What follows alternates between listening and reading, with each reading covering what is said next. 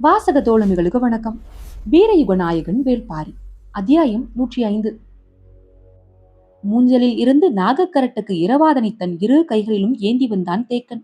மற்றவர்கள் எத்தனையோ முறை அவனிடம் இருந்து வாங்க முயன்றும் அவன் தரவில்லை. பரம்பு ஆசான் மாவீரனுக்கு செய்யும் மரியாதை இது. சமதள வேந்தர்கள் படையோடு ஒப்பிட்டால் ஒவ்வொரு பரம்பு வீரனும் மாவீரனே. ஆனால் ஒரு பரம்பு வீரனை மற்ற பரம்பு வீரர்களோடு ஒப்பிட்டால் மாவீரர்கள் என வெகு சிலரே இருப்பர். இரபாதன் அப்படியொரு மாவீரன் என்று எல்லோருக்கும் தெரியும். ஆனால் தட்டியங்காட்டு போரின் தொடக்கத்தில் இருந்து அவன் நடத்திய ஒவ்வொரு தாக்குதலும் இனி சொல்ல முடியாதது. முன்திட்டப்படி இன்றைய போரில் மூஞ்சலில் வெளிப்புற அரணை முழுமுற்றாக அழித்தொழிக்கும் பொறுப்பு முடியனுக்கும் விண்டனுக்கும் உரியது. ஆனால் அவர்களால் மூஞ்சலுக்கு அருகில் போகவே முடியவில்லை. அதே வேளையில் தனக்கான பொறுப்பின்படி கடைசி 10 நாளிகை இருக்கும் பொழுது எதிரிகளால் வெளிப்புற அரணை உடைத்துக் கொண்டு உள்நுழையவே முடியாது என கருதப்பட்ட மூஞ்சலை தனது குதிரையின் வேகத்தை குறைக்காமலே உடைத்துக் கொண்டு உள்நுழைந்தான் இரவாதன். அகப்படையையும் கூடாரங்களில் நூற்றுக்கணக்கில் இருந்த கவசப்படையையும் முற்றிலுமாக அழித்தொழித்தான். இந்நிலையில்தான் பொதிய வெப்பன், உதியஞ்சேரல், சோழவேலன் ஆகிய மூவரும் தங்களின் சிறப்பு படைகளோடு மூஞ்சலுக்குள் நுழைந்தனர். நன்கு திட்டமிட்டிருந்ததால் கருணியும் பிடரிமானும் இரு பக்கங்களிலும் இணையற்ற தாக்குதலை நடத்த 3ஆம் நிலையை கடந்து வீரனின் கூடாரம் நோக்கி முன்னேறினான் இரவாதன். அவனது வேகத்தையும் தாக்குதலையும் யாராலும் எதிர்கொள்ள முடியவில்லை. சூலூர் வீரர்களின் வாழ்வீச்சு வேகம் வேந்தர் படை தளபதிகளால் தற்காத்துக் கொள்ளவே முடியாததாக இருந்தது. நிலைமை முற்றிலும் கைமீறிவிட்டதை உணர்ந்த நிலையில்தான் பேரரசர் குலசேகர பாண்டியனின் தனித்த பாதுகாப்புக்கான சிறப்பு படையை வரவழைத்தான் புதியவர்ப்பன். தட்டியங்காட்டில் கடுமையாக மோதிக்கொண்டிருந்த இரு தரப்பு தளபதிகளும் போர் முடிவுற்றதற்கான முரசின் ஓசை கேட்டதும் மூஞ்சலை நோக்கி விரைந்தனர். ஒவ்வொருவருக்குள்ளும் ஒவ்வொரு வகையான பதட்டம் இருந்தது. மயூர் கிழார் தான் தலைமை தளபதியாக பொறுப்பேற்ற முதல் நாளிலேயே மூஞ்சல் தாக்கப்பட்டு விட்டதே என்ற பதற்றத்தில் விரைந்தார். இறுதியில் அபாயத்தை உணர்த்தும் ஒளி எழுப்பப்பட்டதால் மூஞ்சல் கடுமையாக தாக்கப்பட்டிருக்கும் என்பதை கருங்கைவாணன் உணர்ந்தான். மூஞ்சலின் வலிமை மிகுந்த அமைப்பு வெளிப்புறம் மூடறந்தான். அதை உடைத்து உள்நுழையும் ஆற்றல் கொண்ட படையால் உள்ளுக்குள் போய் பேரழிவை உருவாக்க முடியும் என தெரியும். ஆனால் அபாய ஒளி எழுப்பும் அளவுக்கு நிலைமை மாறும் என நினைக்கவில்லை. பரம்பு படையின் முக்கியமான தளபதிகள் தட்டியங்காட்டில் தங்களுடன் தான் போரிட்டுக் கொண்டிருக்கின்றனர். குதிரைப்படை மட்டுமே அங்கே போயுள்ளது என்பதால் அகப்படை எளிதில் சமாளிக்கும் என்றுதான் எல்லோரும் நினைத்தனர். ஆனால் நிலைமை ஏன் கைமீறி போனது என்பது வெளியில் இருக்கும் யாருக்கும் புரியவில்லை. முரசின் ஓசை கேட்டதும் முடியன்தான் முதலில் பாய்ந்து போனான். கடைசி நாளிகையில் மூஞ்சலில் இருந்து இரவாதனின் படை பின்வாங்கிவிட்டது. இடைநிலையில் நின்றுதான் அவன் போரிட்டுக் கொண்டிருப்பான் என நினைத்தான் முடியன். ஆனால் இரவாதன் மூஞ்சலுக்குள் போய்விட்டான் என தேக்கன் கணித்திருந்தான். எனவே அவனது சிந்தனை முழுவதும் மூஞ்சலை நோக்கியே இருந்தது. எல்லோரும் மூஞ்சலின் அருகில் வந்து நின்ற பொழுதுதான் மூஞ்சல் என்னவாக இருக்கிறது என்பதை பார்க்க முடிந்தது.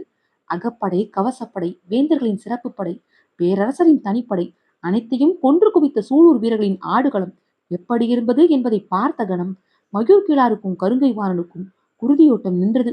பிணக்குவியல்கள் கணக்கில்லாமல் இருந்தன. குருதி பொங்க மேலும் கதறல் பெருகி தட்டியங்காடு முழுவதும் எதிரொலித்தது. சில இடங்களில் யானை உயரத்துக்கு கிடந்தன கொன்றளிக்கப்பட்ட வீரர்களின் உடல்கள். பரம்பு வீரர்களின் குதிரைகள் கணக்கில்லாமல் கொன்றளிக்கப்பட்டுள்ளன. தட்டியங்காடு எங்கும் முழு நாள் போரிலும் கொல்லப்பட்டவர்களை மொத்தமாக குவித்ததைப் போல் இருந்தது. அந்த தாக்குதலில் இரவாதனுடன் சென்ற சூலூர் வீரர்கள் யாரும் மிஞ்சவில்லை. ஆனால் ஒவ்வொருவரும் எண்ணற்றோரை வீழ்த்திய பிறகே வீழ்ந்தான். பொய்க்கூடாரங்களை பிடரிமான் தலைமையிலான வீரர்கள் முழு முற்றாக அழித்து முடிக்கும் பொழுதுதான் தனது கவசப்படையோடு உள்நுழைந்து தாக்கினான் சோழவேலன். இடைவெளியோடு தொலைவில் நின்று போரிடுவதற்கும் நெருங்கி நின்று போரிடுவதற்கும் நிறைய வேறுபாடு உண்டு. மூவேந்தர்களும் அவரவரின் சிறப்பு படையோடு உள்நுழைந்தனர். அப்போது வரை மூஞ்சலின் வெளிப்புற அரண் வீரர்களால் முழுமையாக பாதுகாக்கப்பட்டிருந்தது. மூவேந்தர்களின் சிறப்பு படை முழுமையாக உள்ளே வந்ததும் ஏறக்குறைய குவியலாக நின்று போரிடும் சூழல் உருவானது. ஒருவருக்கு ஒருவர் வாளையும் ஈட்டியையும் இன்ன பிற ஆயுதங்களையும் முழுமையாக சுழற்றி வீசவும் வாங்கி தாக்கவுமான இடைவெளி இல்லாத நிலை இருந்தது. தனக்கு முன்னால் நிற்கும் வீரனோடு போரிட்டுக் கொண்டிருந்ததால் முதுகுப்புறத்தில் இருப்பவன் தமது படையை சேர்ந்தவனா அல்லது எதிரிப்படை வீரனா என்பது தெரியாத நிலை உருவானது. இந்நிலை வேந்தர் படைக்கு பெரும் சிக்கலை உருவாக்கியது. ஆனால் சூலூர் படைக்கு சாதகமான தன்மையை ஏற்படுத்தியது. அடற்கானகத்தில் குழுவாக எங்கினால் மட்டுமே வாழவும் தப்பிப்பிழைக்கவும் முடியும். எனவே தன்னுடன் வருகிறவன் யார் என்பதை திரும்பி பார்க்காமலேயே அறிந்து கொள்ள எண்ணற்ற வழிமுறைகளை பரம்பு மக்கள் அறிந்தவர்கள். அவர்களால் அடர் இருட்டில் கூட குழுவாக செயல்பட்டு தாக்குதலை முன்னெடுக்க முடியும். 3 வேந்தர்களின் சிறப்பு படைகள் 3 சேனை வரையர்களின் கீழ் 36 சேனை முதலிகளால் தலைமை தாங்கப்படுவதாக இருந்தது. அவர்களுடைய உத்தரவின் கீழ் 5000த்திற்கும் அதிகமான வீரர்கள் தாக்குதலில் இறங்கினர். விரிந்து உள்வாங்கும் குந்தமும் பணம் கருக்கு போல் உடலெங்கும் எண்ணிலடங்காத கூரிய முட்களையும் உடைய கழுமுள் சாட்டையும் சூலூர் வீரர்களின் தனித்த ஆயுதங்கள். வேந்தர் படை வீரர்கள் எண்ணற்றோர் உள்ளே வந்தது சூலூர் வீரர்களுக்கு நல்ல வாய்ப்பாக அமைந்தது. தங்களின் ஒளிக்குறிப்புகள் மூலம் கன நேரத்துக்குள் செய்திகளை பரிமாறிக்கொண்டனர். 3 வேந்தர்களின் 3 வகையான சிறப்பு படைகளையும் முழுமையாக உள்வாங்கும் வரை வாளால் தாக்குதல் நடத்தினர். நிலைமையை கணித்து கோவல்குடி வீரன் ஒருவன் ஓசையிட்டதும் கருணியின் தலைமையிலான படை வீரர்கள் தங்களின் இடுப்பு பகுதியில் மெய்யுறை சட்டைக்கு மேல் சுற்றி வைத்திருந்த கழுமுள் சாட்டையை கலட்டத் தொடங்கினர். சாட்டையின் சிறு நுனிப்பட்டால் போதும், சதை கொத்தாக பீத்து கொண்டு வெளிவரும். ஒருவன் எதிரில் காலுக்கு கீழே சாட்டையை சுழற்றினால் மற்றொருவன் கழுத்துக்கு மேலே சாட்டையை சுழற்றினான். ஒவ்வொரு சாட்டையும் 2 கால் நீளமுடையது. கேடயங்கள் வாளையும் ஈட்டியையும் எதிர்கொள்ளக்கூடியவை. கழுமுள் சாட்டைக்கு தடுப்பாயுதம் எதுவும் இல்லை. இப்படியோர் ஆயுதம் இருப்பதே சமவெளி மக்களுக்கு தெரியாது. நினைத்து பார்க்க முடியாத அளவு பாதிப்பை ஏற்படுத்தும் கழுமுள் சாட்டையை சூலூர் வீரர்கள் மின்னல் வேகத்தில் வீசத் தொடங்கினர். சதை மட்டுமன்று, கால் எலும்புகளையே பீத்து கொண்டு சென்றன சாட்டைகள். உச்சந்தலை முதல் கால் முட்டி வரை கவசம் அணிந்திருந்த சிறப்பு கவசப்படையை முதல் தாக்குதலிலேயே அஞ்சி பின்வாங்க வைத்தனர். அப்போது பின்னிலையில் நின்ற பிடரிமானின் தலைமையிலான வீரர்கள் குந்தகத்தால் குத்தி தூக்கத் தொடங்கினர். 2 பெரும் பொறிகளில் சிக்கி சிதையத் தொடங்கியது சிறப்பு கவசப்படை. எந்த ஒரு போரிலும் கவசப்படை இவ்வளவு கொடுமையான அழிவுக்கு ஆளானது இல்லை. மூஞ்சலுக்குள் தாங்கள் உருவாக்கிய பொறியில் பரம்பு வீரர்கள் சிக்குவார்கள் என்றுதான் எல்லோரும் எதிர்பார்த்தனர். ஆனால் சூலூர் வீரர்களின் பொறிக்குள் முழுமுற்றாக வேந்தர் படை சிக்கியது. அவசரத்தில் மூவேந்தர்களின் 3 சிறப்பு படைகளும் மொத்தமாக உள்ளிறங்கியதால் அவர்களால் போரிடுவதற்கு போதுமான களத்தை உருவாக்கிக் கொள்ள முடியவில்லை. இந்நிலையில் தாக்குதலின் அளவு எல்லை கடந்ததாக இருந்ததால் வெளிப்புற அரணை காத்து கொண்டிருந்த வீரர்களையும் உள்முக தாக்குதலுக்கு பயன்படுத்த வேண்டிய சூழல் உருவானது. இவையெல்லாம் சூலூர் வீரர்களுக்கு வாய்ப்பாகவே அமைந்தன. சூலூர் வீரர்கள் எல்லோரும் இன்றைய நாளின் முடிவை தெளிவாக தெரிந்தவர்களாகவே இருந்தனர். தாங்கள் உயிருடன் திரும்பும் வாய்ப்பு மிக மிக குறைவே. ஆனால் வீரன் மீட்கப்பட்டே ஆக வேண்டும். அதற்காக எல்லையில்லாத வீரத்தை வெளிப்படுத்தி வேந்தர் படையை முழுமுற்றாக வீழ்த்த வேண்டும் என்ற குறிக்கோளுடன் போரிட்டனர். தட்டியம் காட்டில் இதுவரை நிகழாத பேரழிவை அவர்கள் நிகழ்த்தி காட்டினர். எண்ணிக்கையில் இதைவிட அதிகமான வீரர்களை இந்த போர்க்களத்தில் பரம்பு படை கொன்றளித்துள்ளது. ஆனால் அவர்கள் எல்லாம் பொதுவான படை வீரர்கள். இன்று சூலூர் வீரர்கள் அழித்தொழித்து உள்ளதோ மூவேந்தர்களின் மிகச்சிறந்த படை வீரர்களின் தொகுப்பை. இந்த வீரர்களின் ஆற்றலை நம்பித்தான் வேந்தர்கள் தங்களின் பாதுகாப்பை உறுதி செய்வர். 3 பெருவேந்தர்களின் சிறப்பு படைகளும் 3 வகையான தன்மைகளை கொண்டிருந்தன. கவச உடைகளில் தொடங்கி பயன்படுத்தும் ஆயுதம் வரை நிறைய வேறுபாடுகள் 3 படைகளுக்கும் உண்டு. ஆனால் சூலூர் வீரர்களின் தாக்குதலுக்கு முன்னால் எந்த படையும் எந்நிலையிலும் தாக்கு பிடிக்க முடியவில்லை.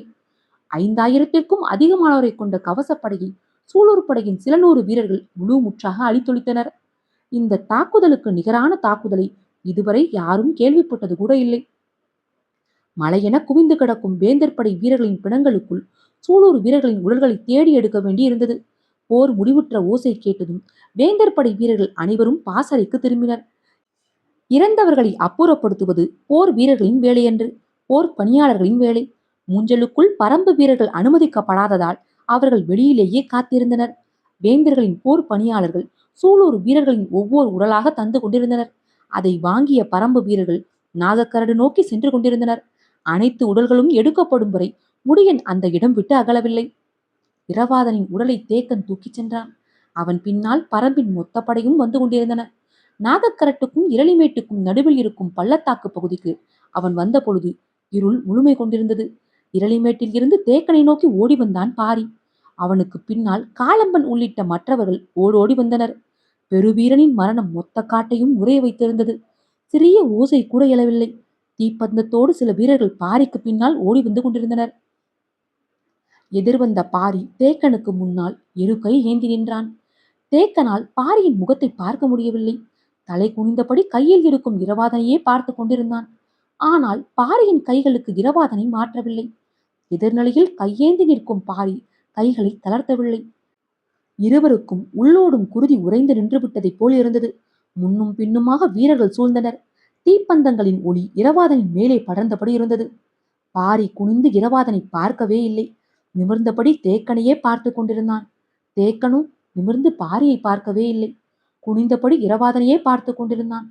இருவருக்குள்ளும் உணர்வுகள் கொந்தளித்துக் கொண்டிருந்தன. பாரி குனிந்து இரவாதனின் உடலை பார்த்தாலோ, தேக்கன் நிமிர்ந்து பாரியின் முகத்தை பார்த்தாலோ உடைந்து நொறுங்கி விடுவர்.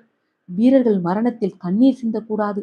அதுவும் பாரியும் தேக்கனும் கலங்கினால் நிலைமை என்னவாகும்? இருவரும் அதை தவிர்க்கவே முயன்று கொண்டிருந்தனர். மனதின் உறுதியை கனத்த அமைதி நொறுக்கிக் கொண்டிருந்தது. ஆனால் என்ன செய்வது என்று யாருக்கும் விளங்கவில்லை.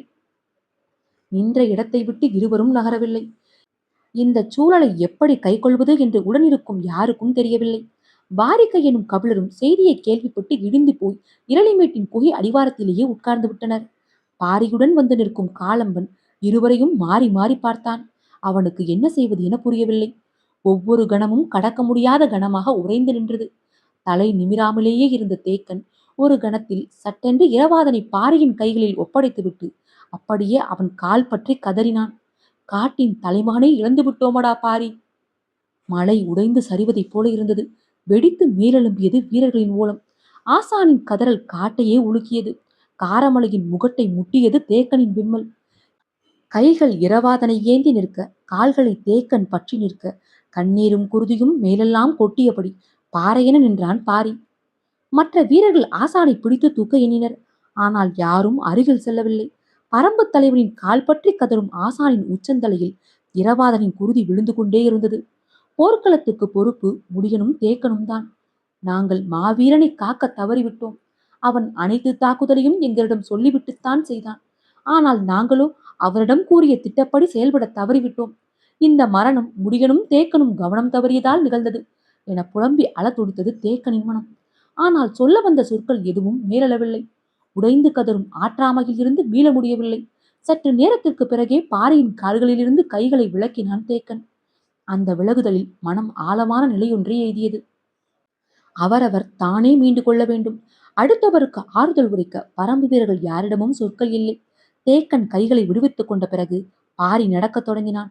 வீரர்களின் பெரும் கூட்டம் அவனை தொடர்ந்து கொண்டிருந்தது. தேக்கன் அந்த இடத்தில் இருந்து எழுந்திருக்கவே இல்லை. எல்லோரும் தன்னை கடந்து போகும் வரை அங்கேயே இருந்தான். அனைவரும் கடந்து சென்றனர். மனம் சற்று அமைதியானது.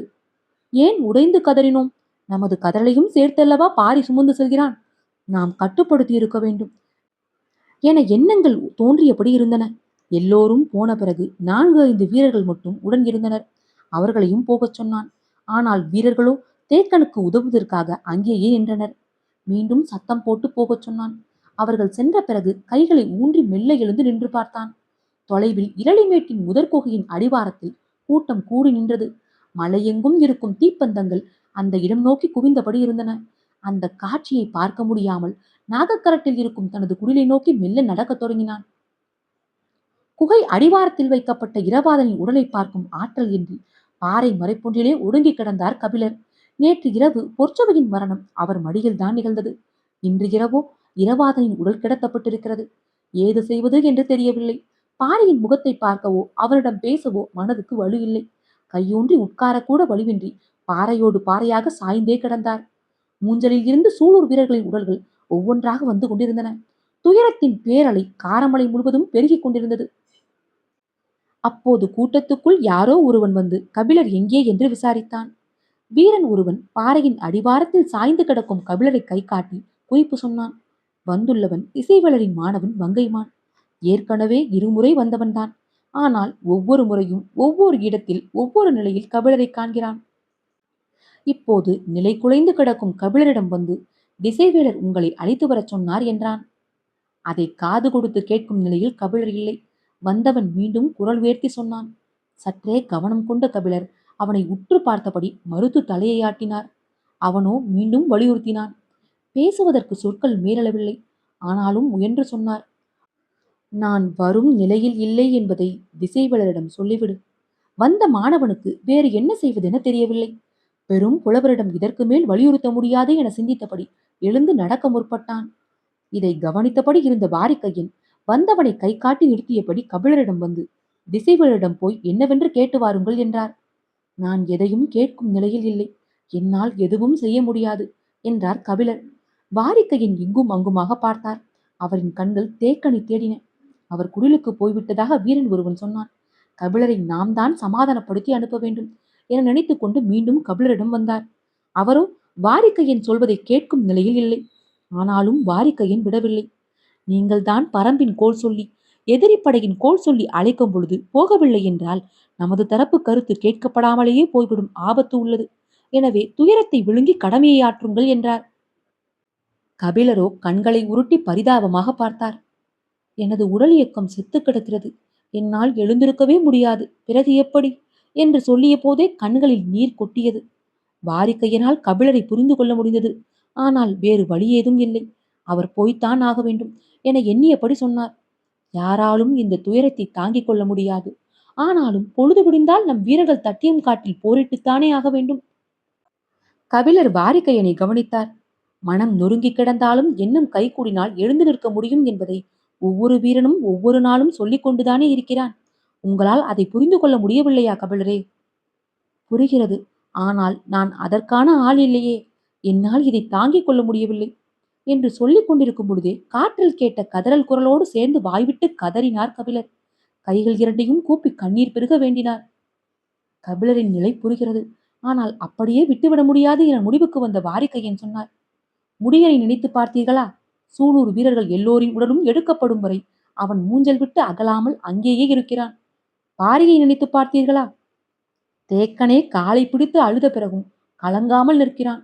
அவர்கள் எல்லாம் இரவாதனை தங்களின் தோளில் போட்டு வளர்த்தவர்கள். வீரனின் மரணத்துக்கு கைமாறு உண்டு.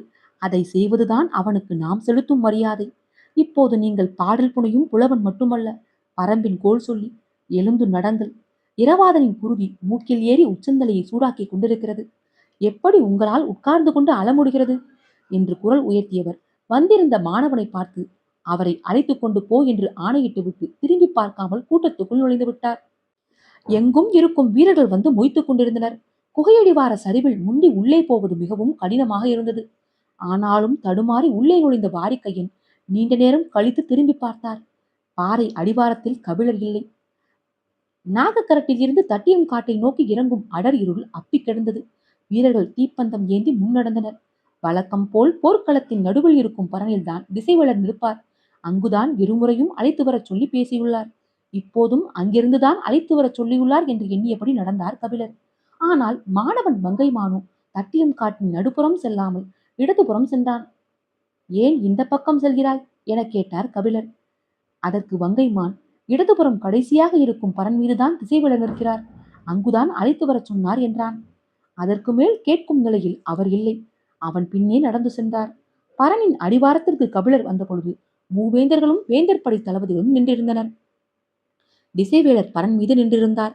ஏன் அனைவரையும் வரச் சொன்னார் என்பது யாருக்கும் தெரியவில்லை. வேந்தர்கள் மீண்டும் மீண்டும் கேட்டும் தளபதிகளிடம் விடையில்லை. குலசேகர பாண்டியன் உள்ளிட்ட மூவேந்தர் குடும்பத்தினர் ஐவரும் வந்து நின்றனர். மயூர்கிழார் கருங்கைவாணன் உள்ளிட்ட தளபதிகள் அனைவரும் அணிவகுத்திருந்தனர். பரம்பின் தரப்பு கோல் சொல்லி வந்த பிறகே பேச முடியும் என்று திசைவேளர் சொல்லிவிட்டதால் யாரும் எதுவும் பேசாமல் அமைதி காத்தனர். கபிலர் வந்ததும் அவரை பரன் மீது ஏறி வரச் சொன்னார் அவர். கபிலருக்கு சற்றே ஐயம் உருவானது. பரம்பு வீரர்கள் ஓங்கலத்தை பயன்படுத்தி தாக்குதல் நடத்திய போது விசாரணைக்கு அழைத்திருந்தார். திசைவேளர் அப்போது பரன் விட்டு கீழேதான் அமர்ந்திருந்தார். மறுநாள் போர்க்களத்தின் தன்மையை பற்றியும் தனக்கு உண்டான மன அழுத்தத்தை பற்றியும் விவாதிக்க வரச் சொன்னார். அப்போதும் கீழேதான் இருந்தார். அந்த இரு நிகழ்வுகளின் பொழுதும் வேந்தர்கள் யாரும் இல்லை. ஆனால் இன்று வேந்தர்கள் அனைவரும் வந்து நிற்கின்றனர். திசைவேளரோ பரன் மேல் இருந்தபடி தன்னையும் ஏன் மேலேறி வரச் சொல்கிறார் என எண்ணியபடியே பரன் மீது ஏறினார் கபிலர். முன்னும் பின்னுமாக இரு மாணவர்கள் அவர் ஏறி செல்ல உதவி செய்தனர். பரனின் மேற்தளத்தில் 4 மூலைகளிலும் பந்தங்கள் எரிந்து கொண்டிருந்தன. நடுவில் சிறிய இருக்கை ஒன்றில் அமர்ந்திருந்தார் திசைவேளர். மேலேறி சென்ற கபிலர் திசைவேளரை வணங்க முயன்ற பொழுது அவரின் முகத்தை பார்த்ததும் சற்றே அதிர்ச்சிக்கு உள்ளானார். முகம் கடுத்து உறைந்து போயிருந்தது. கண்கள் ஆற்றாமையால் கனன்று கொண்டிருந்தன. வந்து நிற்கும் கபிலரை ஏறிட்டு பார்த்தார் திசைவேளர். துயரத்தின் பெருவழி கபிலரின் முகத்திலும் நிரம்பியிருந்தது. கபிலரின் வரவுக்காகவே காத்திருந்த திசைவேளர் மெல்ல எழுந்து பரனின் முன்பகுதிக்கு வந்தார். கீழே எண்ணிலடங்காத பெரும் பந்தங்கள் எரிந்து கொண்டிருக்க தேர்களின் மீது பேரரசர்கள் அமர்ந்திருந்தனர். திசைவேளர் பேச முன்வருவது அறிந்து மாணவன் ஒருவன் முரசின் ஓசையை மெல்ல எழுப்பினான். கீழே இருந்தவர்கள் மேலே பார்த்தபடி கவனம் கொண்டனர். முன்வந்து தடுப்பு கட்டையை பிடித்தபடி திசைவேளர் கூறினார். இன்றைய போரில் நமது படை விதிகளை மீறிவிட்டது. எல்லோரும் சற்று அதிர்ச்சிக்கு உள்ளானார்கள். விதியை மீறியவர் யார் என்று ஒருவருக்கு ஒருவர் பார்த்து கொண்டனர். மயூர்கிழார் கருங்கைவானிடம் பார்வையாலேயே கேள்வியை எழுப்பினார். கருங்கைவானனும் அப்படி யாரும் நமது தரப்பில் விதிகளை மீறவில்லை என்றான். தலைமை தளபதி என்ற முறையில் மயூர் கிலார்தான் இப்போது பேச வேண்டும். அவரோ கருங்கை மாறனின் மீது சற்றே ஐயம் கொண்டிருந்தார். அவரிடம் நன்றாக விளக்கம் கேட்டறிந்த பிறகுதான் பேசத் தொடங்கினார். நிலைமான் கோல் சொல்லியை வணங்குகிறேன். வேந்தர் படையில் யாரும் விதி மீறவில்லையே. போர் விதி மீறப்பட்டதை நானே கண்டேன். அப்படியென்றால் யார் விதிமீறினார் என்பதை கூறுங்கள் திசைவேளரே என்று பணிந்து கேட்டார் மயூர்கிழார். எல்லோரும் பரன் மீது உற்று பார்த்தபடி இருந்தனர். திசைவேலர் சொன்னார், பொதியவர் பனும் சோழவேலனும். அதிர்ந்து நின்றனர் அனைவரும். திசைவேலரின் குற்றச்சாட்டு வேந்தர்களின் தரப்பில் இருந்த ஒவ்வொருவரையும் நடுங்க வைத்தது. அவரின் கூற்றுக்கு என்ன மறுமொழி உரைப்பது, யார் மறுமொழி உரைப்பது என்று யாராலும் முடிவு செய்ய முடியவில்லை. குற்றம் சாட்டுவது எதிரிப்படை கோல் சொல்லி அல்ல, நமது படை கோல் சொல்லி. பக்கத்தில் பரம்பு படை கோல் சொல்லி கபிலர் நின்று கொண்டிருக்கிறார். எனவே இதை எந்த சொல் கொண்டு மறுப்பது? சோழவேலன் மீதான குற்றச்சாட்டை மறுக்க சோழனின் அமைச்சன் வளவன்காரி முன்வர ஆயத்தமானான். ஆனால் செங்கன சோழன் கண்களால் குறிப்பு கொடுத்த பிறகு சற்றே ஒதுங்கி நின்று கொண்டான். திசைவேலர் பாண்டிய பேரரசரால் நியமிக்கப்பட்டவர். எனவே அவர்களே இந்த பிரச்சனையை தீர்க்கட்டும் என நினைத்தான். குலசேகர பாண்டியனும் அதிர்ச்சியுற்ற கண்களோடு அண்ணாந்து திசைவேலரையே பார்த்து கொண்டிருந்தார். அவரது கூற்றை மறுத்து வாதாடுதல் எளிதல்ல. அமைச்சர் முசுகுந்தர் இருந்திருந்தால் இந்த சிக்கலை ஓரளவு தெளிவாக கையாள்வார். ஆனால் ஆதிநந்தியை நம்பி எப்படி முன்னெடுப்பது? அமைச்சரை நிறுத்திவிட்டு தளபதிகளை பேசவிட்டால் நிலைமை இன்னும் சிக்கலாகிவிடும் என்று நினைத்தபடி இருந்தார். குற்றச்சாட்டை கூறிய திசைவேலர் மறுமொழியை எதிர்பார்க்கவில்லை. தட்டியம் காட்டை விரிந்த கண்களோடு பார்த்தபடி சொன்னார், விதிமீறிய இருவரும் இக்கணமே இந்த போர்க்களம் விட்டு நீங்க வேண்டும். இனி வாழ்வு முழுவதும் அவர்கள் ஆயுதங்களை கை கொள்ளக்கூடாது. இடி விழுவது போல இருந்தன திசைவேலரின் சொற்கள். உறைந்து நின்றனர் அனைவரும். குலசேகர பாண்டியனின் கண்கள் துடித்தன. பாண்டிய பேரரசின் தலைமை அமைச்சன் ஆதிநந்தி உரத்த குரலில் கத்திச் சொன்னான், நீங்கள் அறம் தவறி பேசுகிறீர் திசைவேலரே. இடைவெளியின்றி சட்டெனச் சொன்னார், ஆம், நான் அறம் பிறந்தே பேசுகிறேன். அரண்மனையின் நம்பிக்கைக்கு உரிய முறையில் நடந்து கொள்வதை முற்றிலுமாக எனது ஆழ்மனம் துறந்து விடவில்லை. அதனால்தான் எனது சொற்கள் இப்படி வந்துள்ளன. இல்லையெனில் அவர்கள் இருவருக்கும் மரணத்தையே தீர்ப்பாக வழங்கியிருப்பேன். அத்தியாயம் 105 நிறைவுற்றது.